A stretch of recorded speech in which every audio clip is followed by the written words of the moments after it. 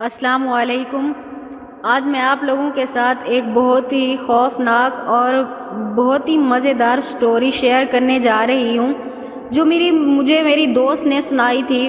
میری دوست کا کہنا ہے کہ اس کے بھائی اس حویلی کے پاس گئے تھے جس حویلی کا آج میں آپ کو واقعہ سنانے جا رہی ہوں۔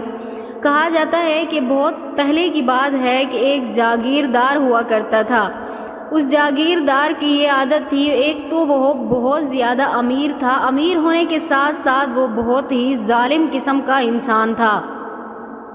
کہا جاتا ہے کہ جو چیز اس کو پسند آ جاتی تھی چاہے وہ کسی کی بھی ہوتی وہ اس کو حاصل کر کے رہتا تھا۔ تو ایک بار اس کے گاؤں میں، اس جاگیردار کے گاؤں میں ایک رقاصہ آئی، وہاں ناچنے والی آئی وہاں، اور جو بہت ہی زیادہ خوبصورت تھی۔ آتے ہی وہ لوگوں کے دلوں پر چھا گئی، ہر فنکشن میں ہر لوگوں کے گھر جانے لگی اپنا فن دکھانے کے لیے، لوگوں کو بہت زیادہ پسند آ گئی۔ یہی بات آتے آتے اس جاگیردار کے کانوں تک بھی جا پہنچی، تو جاگیردار نے اپنے بندوں کو بھیج کر اس رقاصہ کو بلوا بھیجا۔ جب اس رقاصہ کو بلوانے اس کے بندے پہنچے وہاں تو اس رقاصہ نے کہا کہ میری طبیعت ٹھیک نہیں ہے، میں آج نہیں آ پاؤں گی۔ تو بادشاہ کو بہت زیادہ غصہ آیا۔ دوسرے دن بادشاہ نے اس رقاصہ کو اپنی کوٹھی پر، اپنی حویلی پر اس کو زبردستی اٹھوا لیا۔ جب اس کو زبردستی بادشاہ نے اپنی حویلی پر بلوایا، لوگ کہتے ہیں کہ اس کے بعد اس رقاصہ کو دوبارہ نہیں دیکھا گیا۔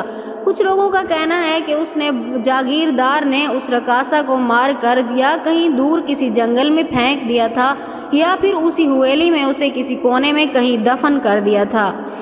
اس کے بعد پراسرار سی بادشاہ کے گھر والوں کی موتیں ہونے لگیں۔ یہ ایسی موتیں تھیں کوئی نہیں کہہ سکتا تھا کہ ان لوگوں کے ساتھ کیا ہوا ہے کیا نہیں ہوا۔ شام کو وہ اچھے بھلے اپنے بستروں پر سوتے تھے لیکن صبح ان کی لاشیں پائی جاتی تھیں۔ آخر کار وہ جاگیردار بہت زیادہ پریشان ہوا، لیکن پھر ایک دن کہا جاتا ہے کہ وہ جاگیردار بھی اپنے بستر پر مرا ہوا صبح پایا گیا، اور ایسی اس کی موت تھی کہ اس کے منہ سے خون نکل رہا تھا، جسم پر ایسے ناخنوں کے خروشیں تھی، ایسا لگتا تھا جیسے اسے بہت ہی بے دردی سے موت کے گھاٹ اتار دیا گیا ہے۔ اس کے بعد وہ حویلی سنسان پڑ گئی، لوگ اس کے قریب جانے سے بھی ڈرتے تھے۔ اکثر لوگوں کو 12 بجے کے بعد وہاں ایسے رقاصاؤں کی جیسے ہوتی ہیں تیار ہوئی ایسے ان کو کوئی عورت نظر آتی، بہت ہی بن سنور کر، اور گھنگروں کی ناچنے کی آواز بھی ان لوگوں کو محسوس ہوتی تھی۔ لوگ ڈر کے مارے اس حویلی کے قریب بھی نہیں جاتے تھے۔ آخر ایک دن وہ جس نے ہمیں یہ سٹوری سنائی ہے وہ کہتا ہے کہ میں ایک دن وہاں اپنے دوستوں کے ساتھ چلا گیا۔ جب ہم لوگ وہاں پہنچے تو ہم نے دیکھا کہ ایک حویلی بہت ہی سنسان حویلی ہے۔ ہم 11 بجے کے بعد سب دوست وہاں گئے تھے، کیونکہ کہا جاتا ہے کہ وہ 12 بجے کے بعد ظاہر ہوتی ہے۔ 12 بجے کے بعد اگر کوئی اکیلا وہاں بندہ سفر کر رہا ہو تو اس کو اپنے پاس ایک خوبصورت لڑکی کے روپ میں آ کر بلاتی ہے۔ اتنی سنسان حویلی کے پاس وہاں کے لوگوں کو تو پتہ ہے لیکن انجان لوگ کو تو پتہ نہیں ہوتا، تو وہ اس لڑکی کے پاس چلے جاتے ہیں۔ جب وہ جاتے ہیں تو پھر ان کی لاشیں ہی ملتی ہیں۔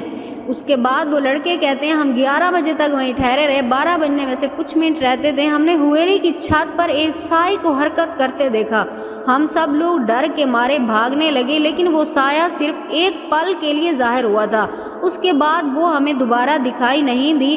شاید یہ لوگ کہتے ہیں کہ ہم بہت زیادہ لوگ تھے، کیونکہ وہ ایک اکیلے بندے کا ہی شکار کرتی ہے۔ وہ رقاصہ کی جو بد روح ہے وہ صرف اکیلے ہی بندے کو اپنا شکار بناتی ہے، اس لیے یہ لوگ زیادہ تھے، شاید ان کو کچھ نہیں کہا، تو اس لیے اب بھی اس حویلی کے پاس جانے سے لوگ ڈرتے ہیں، لوگ خوف کھاتے ہیں اس حویلی کے پاس سے گزرنے سے۔